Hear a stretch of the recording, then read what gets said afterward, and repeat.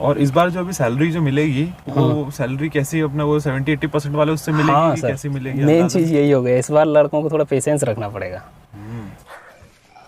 अरे वो बस क्वेश्चन करते करते। चाय लेकर आती। मम्मा आप रहने दो। बेटा रात भर सवालों से कुश्ती लड़ेगा और माँ को नींद आ जाएगी। एग्जाम भले ही तुम्हारी हो, इम्तिहान तो माँ का भी होता है। टेक्स्ट बुक है हर उस एग्जाम में आपका साथी।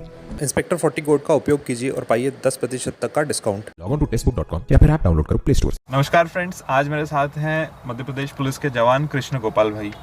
तो फ्रेंड्स, अभी तक जितने भी मेरे इंटरव्यूज़ हुए थे उसमें मैंने सबसे यह पूछा था कि तैयारी किस टाइप से करते हैं, बुक्स कॉपीज़ ये सब आप तो सब कुछ हो ही चुका है।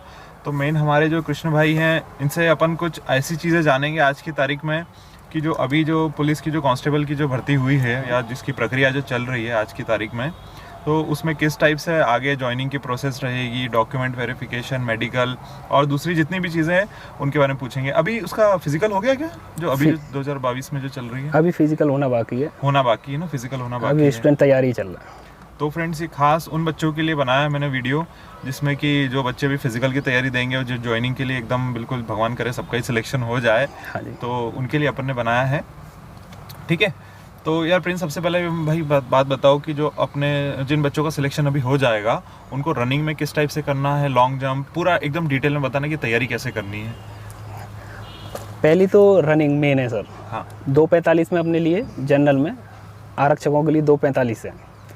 तो इसमें नॉर्मली तो सब तो नहीं कर पाते, मगर मेन मेरा ये कहना है कि जिनकी समय से आ रही है वो तो आ ही रही है सर, मगर जो बाउंड्री पे भी रह रहे हों, जैसे 2:50 तक भी आ रही है, जिसकी 2:50 आ रही है वो कभी भी, मैं खुद की स्वयं की बताऊं तो मैंने कभी भी 2:45 में एग्ज़ाम होने फिजिकल होने से पहले कभी भी नहीं दे पाया था।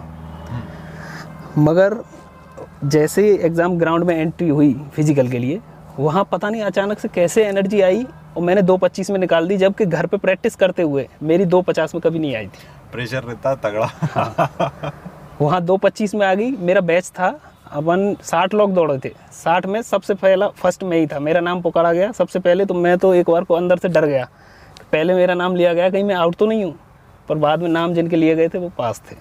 यार ये चीज़ तो वास्तव में एक्सपीरियंस रहता है कि अपन जो पहली जॉब के लिए जाते हैं, बस भगवान कुछ गड़बड़ नहीं हो जाए, कुछ गड़बड़ नहीं हो जाए, मतलब हर चीज़ में फटी पड़ी रहती है। हाँ सर। वहाँ पे अगर अपने को ट्रेनिंग के लिए बुलाते हैं, अपना नाम लेते हैं, तो डर जाते कुछ गड़बड़ तो नहीं होगा। और ये लॉन्ग जंप की वगैरह ये कह रहे थे सर। हाँ, नहीं अभी तो पहले रनिंग का बता दो, रनिंग का पूरा का कि अपने रनिंग की भाई कैसे तैयारी करी थी, और अभी जो बच्चे हैं उनको, जैसे अभी गर्मी का टाइम है तो कितनी बजे रनिंग होएगी, सब पूरा एक डिटेल में बता दो। रनिंग का ऐसा है सर, वो सुबह से ही बुला लेते हैं 7 बजे से ही, आपको अंदर बिठा लेंगे। रनिंग का ऐसा कोई कंफर्म नहीं है, अब तुम्हारे ऊपर है कि आपने एंट्री कितने बजे करी है ग्राउंड में। हाँ। तो बैच वाइज बनेंगे, आपको 8 बजे भी नंबर आ सकता है, 9 बजे भी, 10 बजे भी, 11 बजे भी और 12 बजे भी दौड़ाएंगे। भरी धूप में ना? भरी धूप में भी दौड़ना पड़ेगा। वो डिपेंड करता है कि आप कितने बजे ग्राउंड में लग गए, आपसे पहले कितने स्टूडेंट लग चुके हैं लाइन में। सही है। बैच वाइज आप सबसे पहले जाके और पहले या दूसरे में ले लो, तो पहले राउंड में जैसे छाँव समय 8 बजे तक 9 बजे तक हो जाओगे। मेरी खुद की दोपहर में ही आया था नंबर मेरा। तो जितनी जल्दी एंट्री ले लो उतना अच्छा है। उतना अच्छा रहेगा मतलब। और जल्दी से जल्दी एंट्री कितने बजे हो जाती है? सुबह सबका सब सेंटर पे टाइम अलग अलग रहेगा, 6 बजे भी, 7 बजे भी, इस तरह से। 6-7 बजे के आसपास। हाँ। तो ये बात बताओ यार कि जैसे रनिंग में उस टाइम केले वेले ले जाएं अपन, पानी अपन ले जाएं, पानी वानी तो सब मिल जाता है अंदर? पानी तो मिल जाता है, केले ले जाते हैं। कुछ सेंटर आउटर में रहते हैं, दूर दराज, तो वहाँ व्यवस्था नहीं होती। और सुबह के टाइम पे जल्दी जल्दी केले वगैरह या कुछ जो ऐसी डाइट वगैरह लेनी है सुबह खाली पेट, और तुम बैग में रख के अंदर सेंटर में ले जाएं। नहीं ले जाएंगे तो वहाँ अवेलेबल नहीं होगा, तो फिर परेशानी रहेगी। 12 बजे जैसे आपका नंबर आया, आप खाने को लाए नहीं, आप सोच रहे थे 8 बजे मेरा नंबर आएगा, तो फिर दिक्कत हो जाएगी, पूरी ऐसी बर्बाद जाएगी। ये दिक्कत होती है। और भाई कुछ लॉन्ग जंप का जो था ना, अच्छा ये तैयारी का बता दो अपनी, जैसे तैयारी ये बता दिया क्या? ये काट देंगे अपने। हाँ, ये हो गया लॉन्ग जंप, और ये बता देते हैं। ठीक है भाई, गोला फेंक और लॉन्ग जंप के बारे में बताना है। लॉन्ग जंप और गोला फेंक, इसमें कम स्टूडेंट फेल होते हैं रेस में, मगर इसमें भी गलती ना करें। जैसे मैं अपनी बताता हूँ, मैंने गलती करी थी जिस वजह से मैं 3rd चांस में पास हुआ था, 2 चांस मेरे गलत हो गए थे, फॉल हो गया था मेरे से। अब मेन मैं लड़कों से तो यही कहना चाहूँगा, स्टूडेंट से यहाँ पे, कि तैयारी जो करें वो अकेले में ना करें, किसी के गाइडेंस के अंदर में करेंगे तो बहुत अच्छा रहेगा। जैसे मैंने अकेले तैयारी करी थी, मेरे गाइडेंस में कोई नहीं था, तो रिंग बना ली थी, गोला ले आया था, फेंकता रहता था, देखता रहता था, जितनी लिमिट है 19 फीट है, तो वहाँ से आगे जा रहा है मेरा, इसी में मैं संतुष्ट था। मगर एक्चुअलिटी में मेरे से गलती हो रही थी, मेरा पैर हर बार आगे निकल रहा था और वो गलती इतनी मेरे रग-रग में बस चुकी थी कि जहाँ ग्राउंड में जब मैंने करा तो 2 बार मेरे से गलती हो गई। मैं बहुत ही ज़्यादा प्रेशर में आ गया। वहाँ एक डीएसपी थे, उन्होंने मुझे डांटा, बताया बेटा फेंक तो खूब लंबा रहे हो, जितनी अपनी वो है लिमिट यहाँ के 19 फेंकना है, इससे भी ऊपर फेंक रहे हो आप, मगर आपने ये गलती इतनी रग-रग में फंसा ली है कि आपका पैर आगे निकल रहा है। आपने गाइडेंस में ट्रेनिंग नहीं करी या किसी से मिले नहीं हो। तो मैं बस इतना ही कहूँगा, अब जो लास्ट चांस है तुम्हारे पास, इस बार तुम पास हो गए या फेल, ये जाने ऊपर वाला। मैं बस इतना कहूँगा कि एक्स्ट्रा मत फेंको, या नंबर तो मिल नहीं रहे हैं एक्स्ट्रा फेंकने के, तुम पूरी जान लगा रहे हो। नॉर्मली खड़े होकर फेंक दोगे, उससे पार कर दो ना 19 फीट से, एक्स्ट्रा जान लगानी नहीं है। एक्स्ट्रा जान लगाने के चक्कर में तुम्हारा पैर आगे जा रहा है। मैं कहा ठीक है। जब मैंने ट्राई करा तो मेरा 3rd चांस में निकल गया, तो मैं खुद पास हो। 3 चांस मिलते हैं लॉन्ग जंप के और 3 उसके मिलते हैं गोला फेंकने के लिए। बस इतना ही कहना है, गाइडेंस के अंदर में ही करें गोला फेंक और लंबी कूद, किसी के गाइडेंस में ही करें, अकेले ना करें। ठीक है।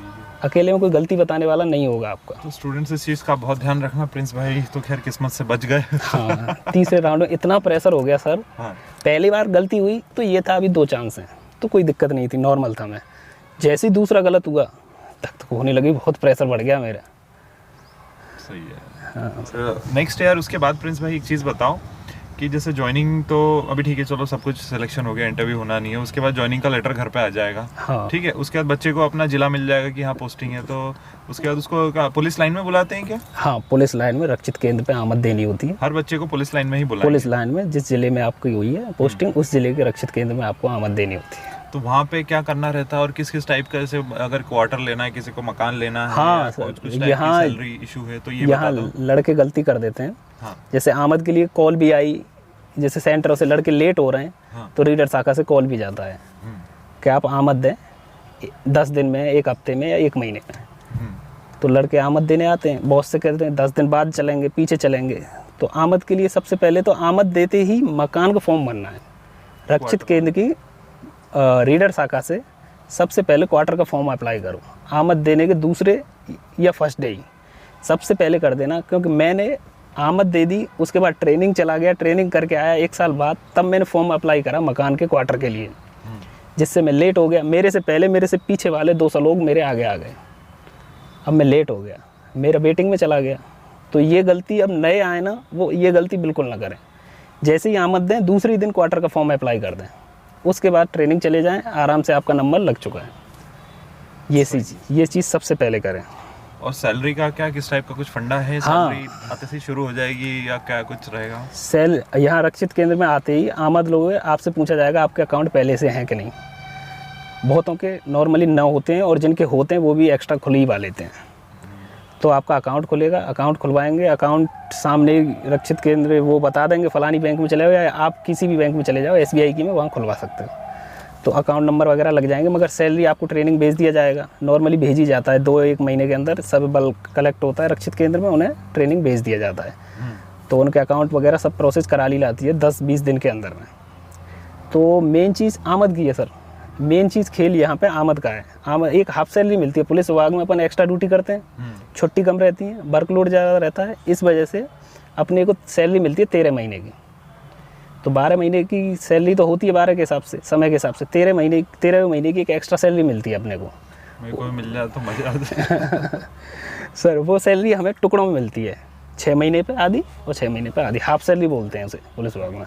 वो हाफ सैलरी मिलती है। उसमें ऐसा होता है कि जैसे हम आमद देने जाएंगे, रक्षित केंद्र में मुझे कॉल आया कि आपकी ज्वाइनिंग हो गई है, आप आमद देने आ जाओ, या उससे डाउनलोड कर लिया वो रिजल्ट अपने, अपन को ये मिल गया निर्देश का आमद देनी है। आमद देने गए तो 1 अप्रैल या 1 सितंबर अगर आमद दे रहे हो, अभी लड़के 1 अप्रैल ये तो निकल चुका है, अभी ये रेस वेस करके जाएंगे लड़के, ज्वाइनिंग होगी इनकी, तो सितंबर के आसपास देंगे आमद, सितंबर या उससे आगे पीछे 1-2 महीने में। अगर आमद दे रहे हों तो सितंबर से पहले दे दें, 1 सितंबर से पहले। उससे क्या होगा, उनकी हाफ सैलरी बच जाएगी, पहली हाफ सैलरी। मेरे साथ जो गलती हुई सर, मैंने अप्रैल में 3 अप्रैल को आमद दी और मेरे दोस्त ने दी 1 अप्रैल को, तो उसकी हाफ सैलरी आ गई और मेरी मारी गई। पूछा गया रीज़न तो यही रहा कि आपने आमद दी है 2 दिन लेट। तो तो यार प्रिंस भाई एक और चीज़ बताओ, अगर मान लो किसी बच्चे ने अगर रेडियो जीडी या तो फिर अपना डिस्ट्रिक्ट फोर्स लिया है, तो उस टाइप में बच्चों को समझ में तो आता नहीं, चॉइस फिलिंग तो कर देते हैं अपन पहले, तो उसमें फिर क्या करते हैं? देखिए सर, अगर लड़के ने कोई टेक्निकल डिग्री कर रखी है, बी टेक, डिप्लोमा, तो उसे रेडियो में जाना बेटर रहेगा। अगर उसे नॉर्मली जैसे ऑफिस जैसी जॉब करनी है ना, तो रेडियो अच्छा है। रेडियो में फील्ड वर्क नहीं होता ना, फील्ड वर्क ज़्यादा रहता नहीं, ऑफिस जैसी ड्यूटी रहती है, सैटरडे संडे ऑफ रहता है। और क्यों? अच्छा, ये जो रेडियो में जो बच्चे जो रहते हैं, क्या रेडियो में किसी की पोस्टिंग होती है तो रेडियो में थाने में जाते हैं क्या? रेडियो में नहीं, ये शहर में जो वॉकी टॉकी वगैरह चलती है ना सर, इसकी व्यवस्था देखने वाले होते हैं रेडियो वाले। केवल रेडियो का एक ही जो एसपी रेडियो ऑफिस रहता है वहीं पे रहते हैं ना? वहीं पे ये रहते हैं, वहीं पे लाइन होती है उनकी, वहीं RI रहते हैं उनके। अच्छा, और इस बार जो अभी सैलरी जो मिलेगी, वो सैलरी कैसी अपने वो 70-80% वाले उससे मिलेगी कि कैसी मिलेगी? मेन चीज़ यही हो गया, इस बार लड़कों को थोड़ा पेशेंस रखना पड़ेगा। हो गए पूरी सैलरी, पहले सैलरी कम आएगी, 70% आएगी तो उन्हें देख के लगेगा कि हम पुलिस में आगे सैलरी तो कम मिल रही है। नेक्स्ट ईयर बढ़ेगी वो 10%, नेक्स्ट ईयर 10, चौथी साल पे आएगी पूरी 100%। तो ये पहले नहीं था, अभी से शुरू हो गया है। तो ये थोड़ा पेशेंस रखना पड़ेगा लड़कों को। सैलरी शुरुआत में ही 70% आएगी, फिर 80 नेक्स्ट ईयर, फिर नेक्स्ट ईयर। और ट्रेनिंग में खर्चा कितना हो जाएगा शुरुआत में? किसी बच्चे को इन हैंड कोई बहुत ही गरीब घर का है तो उसको शुरुआती खर्चा कितना लगेगा फर्स्ट सैलरी आने तक? उसको कितना एक बैलेंस बना के रखना चाहिए? वो सर उसमें कम से कम लड़के को 20,000 तो लेके जाने पड़े। 20,000 रुपये? क्योंकि ट्रेनिंग जाते समय खर्चे होते हैं। वर्दी लेना, हाँ, आप जूते। आमद भी दोगे तो खर्चे होंगे बहुत सारे। सैलरी पे बेस नहीं रह पाओगे क्योंकि सैलरी थोड़ा समय लेती है। आपने भी आमद दी है, प्रोसेस में होगी, ट्रेजरी जाएगी, हाँ, ये सब प्रोसेस होती है। दौड़ना भागना। 1 महीने 2 महीने और 3 महीने भी लग जाएंगे। सही, तो सही। ये इस अपना बीच मतलब कुल मिला के अपने खर्चे पे ही रहना है। अपने खर्चे पे रहना है, और आएगी तो इकट्ठी आ जाएगी तो फिर सब ठीक हो जाएगा। नहीं, वर्दी का सब, ये कपड़ा भी महंगा हो गया आपका? कपड़ा महंगा है सर, कपड़ा भी महंगा हो गया, शूज़, ड्रेस, बहुत सारी चीज़ें लेनी होती हैं आमद के समय पे। आपको 20,000 का करीबन एस्टिमेट रखना पड़ेगा अपनी जेब में। ट्रेनिंग में तो 4 टाइप के अलग अलग लेने पड़ते हैं ना, उसमें वो हरी वाली भी। हाँ, ट्रेनिंग में रहता है, ब्लेजर अलग चलेगा, सब अलग रहेंगे। किराए पे मिलता है PT वाली नहीं खुद का खरीदना ही पड़ता है। ब्लेजर तो दे देते किराए पे, कहीं व्यवस्था हो जाए तो। ब्लेजर तो वो टेम्पररी काम ही आता है बस उतने। हाँ, वहीं PTS में पहन के वहीं बराबरी हो जाता है वो, उसके बाद दोबारा पहनने लायक नहीं रहता। PTS में इतनी मेहनत कराते हैं वो लोग। सही है। तो PTS की तो कोई भी चीज़ PTS में ही रह जाती है, दोबारा आ ही नहीं पाती। वर्दी हो, ड्रेस हो, शूज़ हो, कोई भी हो, क्योंकि PTS में इतनी मेहनत रहती है कि वो 1 साल के बाद दूसरे साल चलने लायक ही नहीं रहती। नहीं, बहुत मेहनत कराते हैं आदमी को, पूरा एकदम फुल टू तैयार कर देते हैं। क्यों? पूरी तरह पुलिसगिरी डाल देते हैं पूरी तरह से। ट्रेनिंग बहुत ज़रूरी है। मैंने एक चीज़ देखी है पहले सर, मतलब कोई भी जो नमस्ते नमस्ते करता था ट्रेनिंग में जाने से पहले, ट्रेनिंग में आने के बाद जय हिंद करना सीख जाते हैं। हाँ, अरे बहुत सारे बदलाव आ जाते हैं। आप आमद दोगे तो आपको खुद डर लगेगा मैं पुलिस में बन गया, और जैसे ही आप ट्रेनिंग कर लोगे आपके अंदर ऐसे गार्ड्स, एटीट्यूड, सारी चीज़ें आ जाओगे, आपको लगेगा कि हाँ मैं हूँ पुलिस वाला। ट्रेनिंग सर मस्ट है, ट्रेनिंग के बाद ही अच्छा समझ में आता है कि पुलिसिंग क्या होती है। सही बात। ट्रेनिंग से पहले तो ऐसा ही लगता है पुलिस में लग गए, मगर अंदर से एटीट्यूड, गार्ड्स वगैरह आती नहीं है, ये बात है। सही है। हाँ। तो देखा फ्रेंड्स, आपने कृष्ण भाई ने हमको कितनी बढ़िया जानकारी दी। तो कृष्ण भाई बहुत बहुत धन्यवाद आपका इतनी अच्छी जानकारी देने के लिए। ठीक है फ्रेंड्स, ऑल द बेस्ट। जय हिंद। जय हिंद।